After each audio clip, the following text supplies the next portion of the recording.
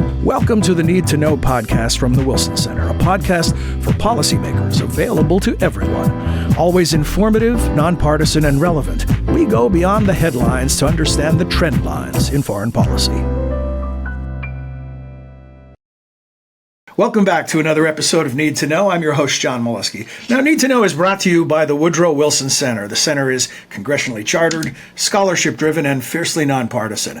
In the context of needing to know, this week's topic is probably one we could discuss every week, since there's so much to learn and since things are changing and evolving rapidly. I'm talking about artificial intelligence and the infrastructure necessary to advance the use of that technology. Well, luckily, we have some real intelligence in-house to help us learn about the artificial variety. My guest is the director of the Wilson Center Science and Technology Innovation Program, Kellee Wicker. Kellee, welcome back. Thanks for joining us. Thanks for having me, John. So, Kellee, well, let's begin with the most recent headlines as it relates to AI, which is about China's launch of DeepSeek, or its DeepSeek announcement. And speaking of headlines, here are some actual headlines from around the world. How China created an AI model and shocked the world. How DeepSeek turned views on U.S.-China AI competition upside down.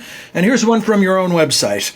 America's AI strategy playing defense while China plays to win. Explain to us what the heck's going on here. Well, okay, so DeepSeek released a model, an open source model from China that performed at the same level of capability as OpenAI's O1, which is a very expensive, very big model, and it was very unexpected that some little bitty model could do the same performance. To put it in context, you guys may have heard that OpenAI is using billions of dollars of compute, massive data sets, all this money pouring in. DeepSeek's paper says that they've trained this model for a little over $5 million. So it really kind of changed the narrative as people were wondering, well, does everything we think about AI, is it all done? Or were we all wrong? And I'm here to tell you, no, not everything has changed. The world is still the way it was before. Okay, good to know. Well, again, let's run with the hyperbole at least for another moment. Because some have described this as a Sputnik moment and have invoked the idea of a Manhattan Project around AI. Do you see this as that significant? I think, I don't see it significant in terms of like changing the game, but what I do think is significant is that for a very long time, we've been acting as if America has some special sauce that nobody will ever be able to have. Mm-hmm. We have a special kind of ingenuity that can't be replaced, and so we'll always have this moat of our Americanness that will protect us. And what DeepSeek did was the same thing that we've seen from guys in garages around the United States for decades. And that's what I think people need to realize. We're special, but we're not that special. People can be innovative and ingenious anywhere, and so we need to realize that Mark Kennedy's piece on our website. We need to stop playing catch up and start playing to win. Yeah, play offense instead of defense.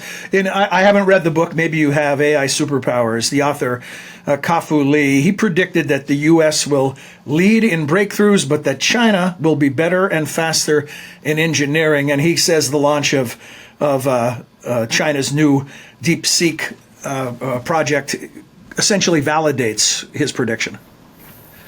Yeah, a lot of people emphasize that nothing DeepSeek did was new. What it was taking a lot of different techniques and refining them and making them so efficient that you could do it with very little money, very little compute, very little data comparatively. I mean, $5 million is not nothing to sneeze at, but in AI terms it is.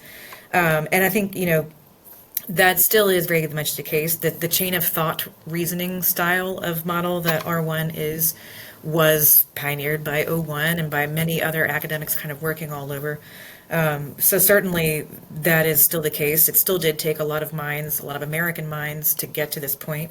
But again, the ingeniousness of being able to operate on these thin margins and get such huge performance, like that is special.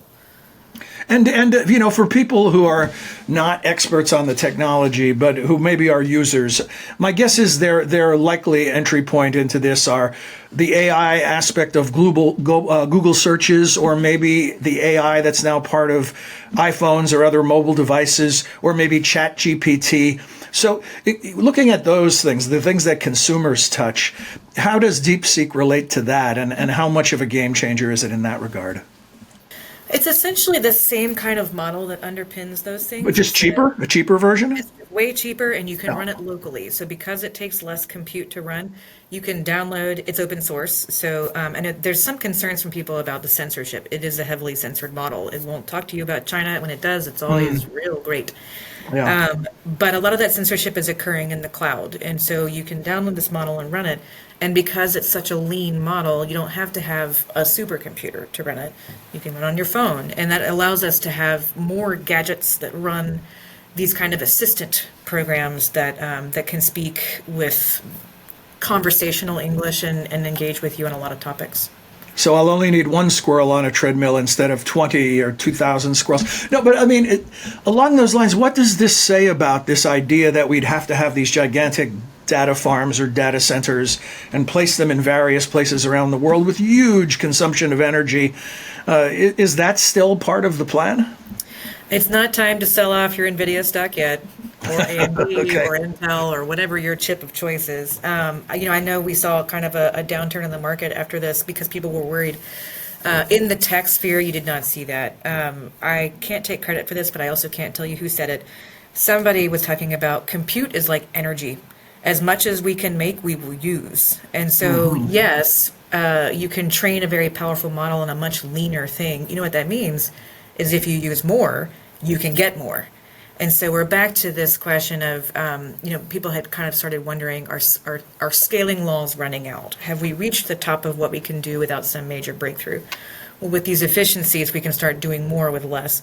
And so some of these environmental questions we've been talking about here at Wilson about, these data centers are power hungry, they're water hungry.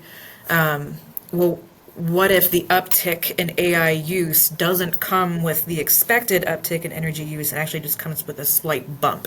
Much more livable in this world, but I think we'll still see the way people are making models will just use these efficiencies to get even more performance Yeah. out. Well, and you lower the entry point or lower the price point, and more people buy the thing, right? And so then, even at a lower scale of energy usage, with a lot more, it's like airfare, right? When airfare prices dropped, more and more people started to fly, and the skies got more crowded and more crowded. President Trump's Stargate announcement. What is the impact of this on that? Is there any direct one-to-one impact, or is it still sort of just stay the course with some of the things that the U.S. is planning? I think these major labs are still going to want, again, they will take as much compute as they can get. There's still going to be a desire to invest in this. But at the same time, you are seeing companies like OpenAI assembling groups to figure out how can we take from what R1 was able to do and use it to improve our own models? How do we make it more efficient? How do we learn from these things to get faster? So I don't think Stargate will change, but I think what we are planning on doing with it will. Expand on that. What does that mean? So before, if we're talking about bigger is better, that's very much how people were thinking is like, a lot of people in the field have been talking for forever about, narrow models, small models, lean models are always going to be the ones that are going to be the most powerful or the most useful. But the public sentiment was like, no, bigger is better. I can tell because they're spending all these billions. It must be true. Bigger is still good. And you're still going to be able to get a lot of really cool stuff out of bigger. And so you're still going to want to have these massive supercomputers, and particularly for things, there's a lot of things we're using AI for that OpenAI and Microsoft is building towards that are not just a thing that talks to you on your phone. For instance, OpenAI just powered up a model on Venado, which is the supercomputer for, I think, Los Alamos, one of the national labs, using these massive models to start driving towards scientific discovery. More is going to be more with that. You don't want lean and hungry. You want more. And so there's a lot of national security and scientific breakthrough kinds of things that we're going to want to look at. I think that's always really important to think about is the public perception that technology is kind of limited to their own use of it. But we've been using AI for decades in so many industries, and these industries still are using these algorithms, and the more powerful you can make them, the more accurate, the more reliable, the more we're going to get out of it. So if it was possible to handicap the race, in the Mark Kennedy piece, he defines the stakes as who will ultimately control the global AI ecosystem. And, like others have said that this could be a wake-up call for the U.S. to think more, as you put it in your earlier comments, offensively versus defensively. Is it possible to handicap the race and how much this changes it? Where do we stand now? Who is the leader? Who has certain advantages? And if the U.S. has lost some momentum as a result of DeepSeek, what does it have to do to regain momentum? I think, one thing I've been concerned for a while about, and I think that DeepSeek kind of validates to an extent, is as this tech Cold War has heated up, to mix metaphors, we've been closing doors on both sides. Both China and the United States have been closing doors. We are sending people home. We're not taking as many students. We're not sending as many students. We're not sharing our research. A lot of that was done out of fear and out of also a feeling that we could somehow preserve our edge by closing those doors, by doing it in secret. But that's not how these things work. And I think the recognition that a lot of the talent that was at DeepSeek may have in another world been here working for American universities, for American hedge funds, for American companies, in American garages, making American models. And we've lost something by slamming these doors shut.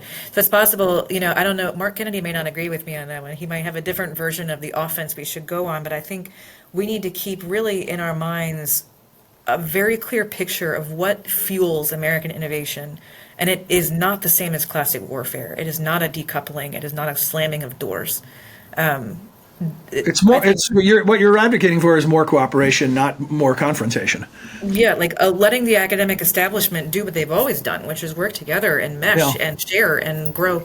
There's a lot of fear around open source models, but open source models are how we have these iterative breakthroughs where we're all building on top of one another. Maybe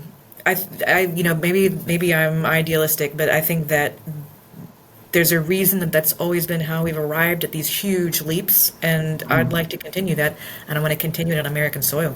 What does that look like for a legislator or a staff member who's making recommendations, or for the new administration? Are there legislative initiatives that are on the table for consideration? Are there things that the U.S. Congress can act on now to further that momentum for the U.S.?